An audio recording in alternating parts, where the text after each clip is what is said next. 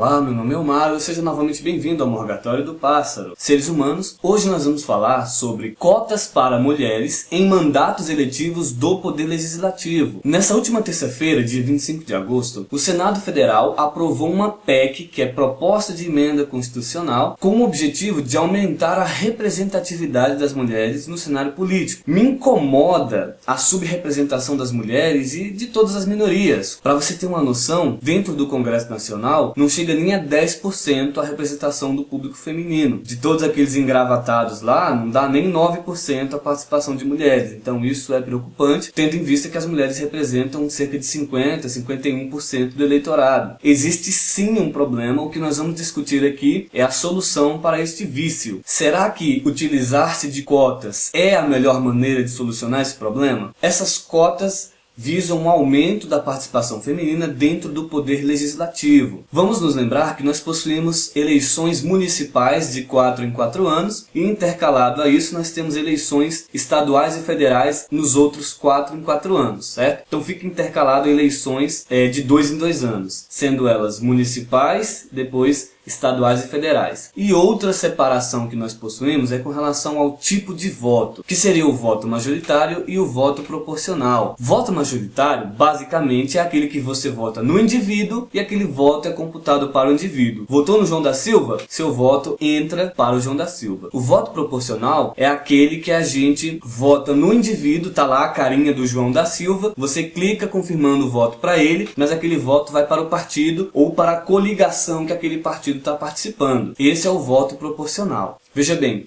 todas as esferas do poder executivo recebem voto majoritário. Votou para prefeito, governador de estado e presidente da república, o voto é majoritário. Você vota no cara, aquele voto é computado especificamente para aquele político, não para o partido dele. Os senadores também são eleitos dessa forma. Você vota no João da Silva e aquele voto é computado para o senador João da Silva. Estou babando aqui. Porém, quando estamos falando do poder legislativo, tirando o Senado, falando aí das câmaras municipais, assembleias estaduais e do Congresso Nacional, esse voto é proporcional, que tem aquele quociente eleitoral. E eu quero explicar rapidamente o que é isso. Calma lá, não estou explicando coisa à toa não. Compreender isso faz parte do assunto de cotas para mulheres dentro do poder legislativo. Eu vou pegar aqui números bem básicos, com uma matemática bem simples, que é para a gente entender isso mais facilmente. Imagina aí um município pequenininho que teve 20 mil votos válidos. Aqui eu estou excluindo os votos brancos e nulos e estou me focando só nos votos válidos, que é o que vale para nós chegarmos no quociente eleitoral. Nessa cidadezinha hipotética, tivemos 20 mil votos válidos. Tá? Então nós temos aqui 20 mil votos válidos e lá na Câmara Municipal nós temos 20 vagas. Para sabermos qual é o quociente eleitoral, precisamos dividir o número de votos válidos pelo número de vagas. Dividir o 20 mil por 20, nós vamos ter então 1000, que é o número do quociente eleitoral. O que isso quer dizer? 1000 votos é o suficiente para a ocupação de uma vaga. E o João da Silva recebeu 5.000 votos. E na verdade, aqueles 5.000 votos, eles não foram do João da Silva especificamente. Como eu falei, eles pertencem ao partido ou à coligação daquele partido. Então, aqueles 5.000 votos, eles servem para eleger o João da Silva e sobram 4.000 votos para serem distribuídos para os outros candidatos que foram ficando ali nas posições subsequentes. Sendo assim, aquela coligação pode aproveitar essa quantidade de votos, distribuir para outros candidatos e elegê-los. Em resumo, é assim que funciona o sistema de voto proporcional. Eu vou linkar aqui embaixo um vídeo do Pedro Ivo, do canal Ateu Informa, onde ele explica isso mais detalhadamente. E também vou colocar aqui embaixo links para outros textos que vão explicar isso melhor, tá? Mas para esse vídeo aqui o que eu quero é fazer uma explicação resumida mesmo. Na teoria, o sistema de voto proporcional, ele tem suas vantagens, porque ele permite coligações e aqueles partidos menores que têm uma ideologia não muito reconhecida ou que defendem causas de minorias, eles vão poder se coligar, se fortalecer e teoricamente eleger determinados candidatos. É por isso que é comum nós vemos em debates de reforma política algumas pessoas se posicionando contra o voto distrital, porque elas vão dizer que isso enfraquece a representação de minorias. Por quê? Porque eles vão pensar nessa coligação. As minorias podem se coligar e lá na frente juntar o voto e juntar os votos da coligação e eleger um candidato que seja, mas a parte que mais me incomoda nesse esquema de voto proporcional é a confiabilidade que nós depositamos em determinado indivíduo, tá? Porque não é só uma questão ideológica. Ah, Almaro, não tem problema você votar no candidato X e eleger o candidato Y, porque eles defendem a mesma ideologia. Eles estavam coligados em prol do mesmo interesse. Mas eu vou dizer que faz diferença sim, porque quando a gente avalia um candidato, nós não devemos apenas nos apegar na ideologia que ele defende. O candidato X está defendendo a mesma ideologia do candidato Y, mas o caráter desses indivíduos não é o mesmo. A ideologia que eles pregam pode ser até parecida, mas a vida e a reputação deles dois é completamente diferente. Você pode ter o João da Silva e o Zé da Silva no mesmo partido, na mesma coligação, mas eu vou confiar no João da Silva. Eu não confio no Zé da Silva por causa do histórico que ele apresenta. Ele pode até me representar ideologicamente, mas a honra, o caráter daquele sujeito individualmente não me apresentam confiança, e eu não vou conseguir me sentir representado por um sujeito que, dentro do histórico pessoal da sua vida, não representa confiabilidade, não representa o meu voto. Então é isso. Eu considero o sistema de voto proporcional enganoso. Você vota em X, acaba elegendo Y, tô babando pra caramba. Mas por que eu expliquei isso? Porque esse sistema de cotas para mulheres utiliza do sistema proporcional. Para preencher a cota, eles vão utilizar esse sistema de distribuição de votos, né? Você votou em X e acaba trazendo ali uma cota de mulheres junto. E a lógica é a mesma. Se eu sou contra você trazer o João da Silva, eu vou ser contra você trazer a Mariazinha também. Se passou ali do quociente eleitoral, problema, aquilo que sobrou não pode ser utilizado para trazer um homem, uma mulher, um negro, um gay, um ateu, seja lá o que for de minoria. Não é para ser computado voto para quem não foi confiado. Quando você vota no João e acaba elegendo o José ou a Maria, você está desqualificando o sufrágio do voto. Porque a vontade do povo está sendo desrespeitada nesse momento. Obrigar o seu voto aí para outra pessoa, obrigar a participação de uma pessoa dentro de um sistema político, não é a melhor maneira de lidar com esse problema da subrepresentação. Essa é uma via, essa é uma alternativa de solucionar o problema. Cria-se uma cota e distribui os votos proporcionais ali para aquele grupo de mulheres acabar sendo representado ali. Ok, essa é uma forma. Mas eu acho que existem maneiras um pouco melhores e mais eficazes de fazer isso, de democratizar isso. Então vamos lá. O que eu penso que poderia melhorar a representação de partidos pequenos ou de minorias? Aqui nós vamos voltar para um tópico que eu já comentei no passado, que é o fundo partidário. Nós temos aí um sistema vicioso. Olha só, coligações de partidos grandes que vão se juntar, acumular a maioria dos votos e vencer as eleições. No momento que eles ganham a maior parte das cadeiras do Congresso Nacional, eles vão receber a maior parte do fundo partidário. Veja bem, 1% desse fundo é distribuído em partes iguais para todos os partidos. Os outros 99% eles são distribuídos proporcionalmente para os partidos que têm mais cadeiras.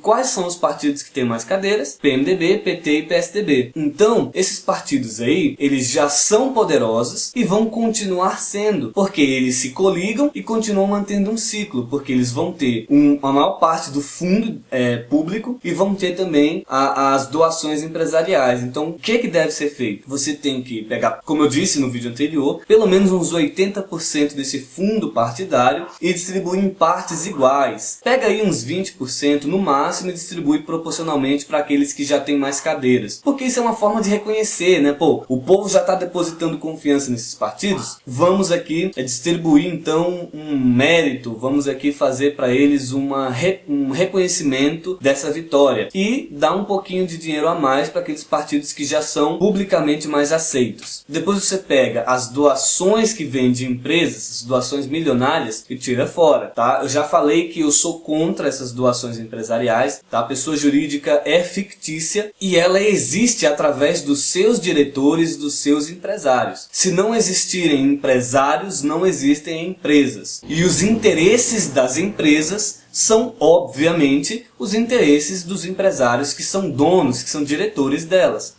Então, eu particularmente acho definitivamente que não deveria existir participação de doação empresarial para financiar a campanha. Mas esse pensamento ele é muito inflexível, ele é bem Luciana Genro, assim, eu não gosto dessa postura muito inflexível, muito dura, sem jogo de cintura. Então o que acontece? Política é um jogo de interesses. Nós temos aí milhões de pessoas que defendem uma política liberal e eles têm um apego com a participação das empresas. Então se eu falo, não vai ter mais, essa galera chia, essa galera chora. Então para não ter um impacto tão grande, para não ter um impasse tão grande com essa galera que defende a participação das empresas, que é apegado com as empresas, então falam, não, beleza, deixa as empresas lá, deixa que elas continuem doando, mas que elas não façam doações milionárias, porque nós sabemos que essas doações milionárias elas acontecem com fins escusos. As pessoas dão lá 10 milhões, as empresas dão lá 10 milhões para receber uma licitação fraudulenta lá na frente, para fazer troca de favores e lavagem de dinheiro. Basta ver que as principais empresas envolvidas no escândalo de corrupção lá da Petrobras são exatamente as empresas que mais doaram dinheiro para a campanha de Dilma, Aécio e Marina Silva. Você tem que ser muito inocente para achar que doações milionárias não existem com fins de corrupção, de lavagem de dinheiro, de fraude em licitação. Tem que ser muito inocente para não dizer outra palavra aqui. Mas se você é muito apegado com empresas, então eu abro mão e digo que elas participem financiando com um salário mínimo. Aí você pega as pessoas físicas, as pessoas jurídicas e estipula um teto de um salário mínimo. Então o que uma empresa doar, uma empresa gigantesca doar, vai ser a mesma coisa que eu posso doar, e aí a nossa interferência vai ser mais ou menos a mesma. Muito bem, com isso nós vamos então criar um sistema de publicidade, propaganda eleitoral equilibrada. Aquele partido pequenininho vai receber um fundo partidário mais ou menos igual, e as doações empresariais, as doações de pessoas físicas, de eleitores também não vão impactar tanto, e a campanha eleitoral publicitária vai ser mais ou menos do mesmo tamanho para todos os partidos. Vai ser uma coisa mais democrática, mais plural. E você elimina também a questão aí das coligações, para que não haja essa questão de você votar em João da Silva e acabar elegendo o José ou a Maria. Com isso, eu acho que o sistema ia revigorar, você ia dar uma nova cara, e surge aqui aquela questão. Omaro, então se você mexer toda essa questão do fundo partidário, das doações empresariais, mudar o sistema de voto proporcional e passar a ser voto majoritário, nessas condições, você seria a favor de uma cota para mulheres? Não. Nem dessa forma eu defenderia esse tipo de solução. Veja bem, com o sistema do jeito que está agora, com o fundo partidário totalmente injusto, com as doações empresariais escancaradamente corruptas e com esse sistema de voto proporcional, do jeito que está, eu sou radicalmente contra essas cotas. Se consertasse isso, colocasse voto majoritário, distribuísse o fundo partidário de uma maneira mais democrática e fizesse uma regulamentação nas doações empresariais, ainda assim eu seria moderadamente contra, até porque a proposta é boa, tá? A finalidade é justa, é válido você ir aumentar aí a participação feminina, eu acho isso muito válido, mas eu não gosto dessa ideia de cotas, sabe? A cota, ela não é uma solução, ela não é o fim de uma solução, ela é uma medida paliativa, tá? Ela é um remendo, é um esparadrapo, e a cota virou uma espécie de esparadrapo social, sabe? Nesses debates políticos nacionais. Gerou ali um problema social, a galera já tá querendo passar o esparadrapo da cota, sabe? Virou faz tudo, soluciona tudo, resolve tudo, e não é assim, tá? Porque você obrigaria a participação das mulheres ali no cenário político. Seria uma coisa compulsória, e isso não muda a mentalidade das pessoas. Eu sou muito mais a favor de educar o povo do que obrigar o povo a fazer essas coisas. Se nós temos ali um desfalque para mulheres, para negros, para gays, para ateus, para religiões afro e tal, o certo não é criar uma cota para esse povo estar ali no cenário político. O certo é você educar a população. Pode ser um desfalque aqui do meu núcleo de convívio, tá? Mas eu acho que é uma questão generalizada. As mulheres não se interessam por política tanto quanto os homens. Então, o que nós temos que fazer é incentivar desde a base até chegar lá na representação final. Se as mulheres não estão se interessando tanto quanto os homens, lá na parte da eleição, de escolher as mulheres, nós vamos ter um desfalque.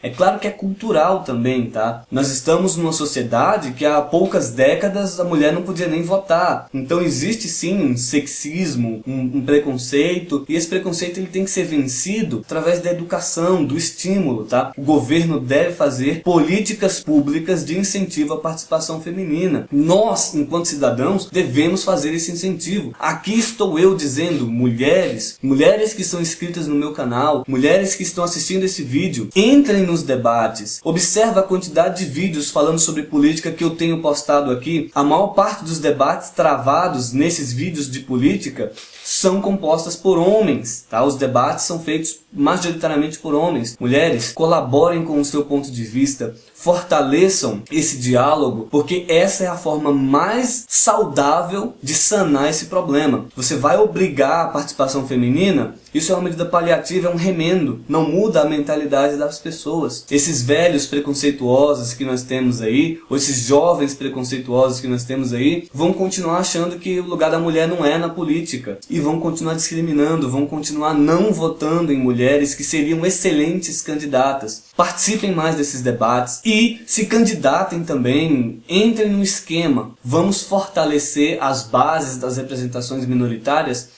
a partir da inclusão, de dentro para fora, de baixo para cima, não a partir dessas imposições das cotas. Isso não resolve nada, é uma arbitrariedade que vem de cima para baixo e não muda as bases culturais, as bases do pensamento da sociedade, e vai ser uma medida inútil, beleza? Bom, a mensagem que eu tinha para hoje era essa. Eu deixo aqui um forte abraço a todos e falou!